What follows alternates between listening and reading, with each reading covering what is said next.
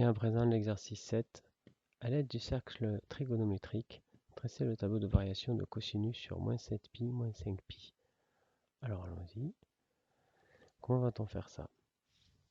Eh bien, on va avoir besoin du cercle et d'un tableau. Donc on construit déjà le tableau. Donc on va de moins 7pi à moins 5pi. On va faire sinus et puis on fera cosinus dans un deuxième temps parce que c'est exactement pareil. Enfin, c'est pareil, c'est la même méthode, hein. Bien sûr, ça ne fait pas le même tableau. Alors, il faut se souvenir qu'on est sur une période, et donc on va avoir des choses qui vont se passer en pi, enfin en 0 et en pi sur 2, hein, d'accord?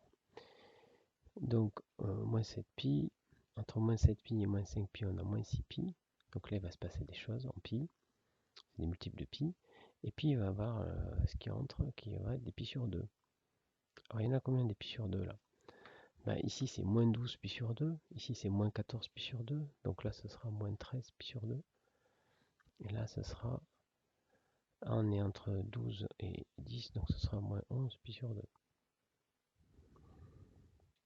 Alors allons-y pour le sinus. En bleu, puisque c'est mon code. Alors, sinus de moins 7pi. Moins 7pi, c'est ici, puisque c'est un nombre impair de pi. Vous vous souvenez? Donc je vais avoir moins 7pi ici, je vais avoir moins et moins 6pi ici. Une fois qu'on a ça, puisqu'on tourne dans le sens trigonométrique, moins 13 pi sur 2, il n'y a pas le choix, c'est ici. Et moins 11 pi sur 2, il n'y a pas le choix, c'est ici. À partir de là, ben, c'est pas très compliqué. Que fait le sinus quand on parcourt de moins 7pi à moins 6pi? Alors déjà, quand on parcourt de moins 7pi à moins 13pi, ben, clairement, il décroît. Donc là, je vais décroître. Je vais partir de 0 pour décroître jusqu'à moins 1.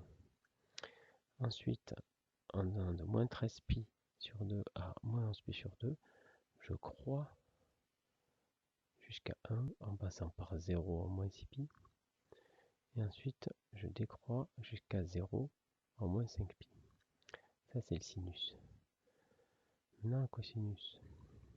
Alors, le cosinus de moins 7pi à moins 6pi, il augmente.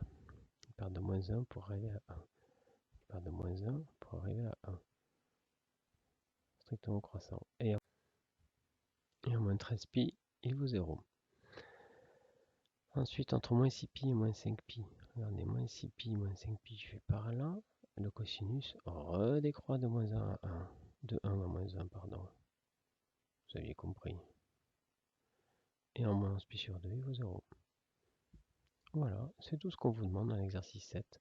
Dresser le tableau de variation de sinus et de cosinus sur 2pi. Vous devez être capable de faire ça sans calculatrice, juste par contemplation du cercle. Comme vous venez de le constater, c'est pas très compliqué. Fin de l'exercice.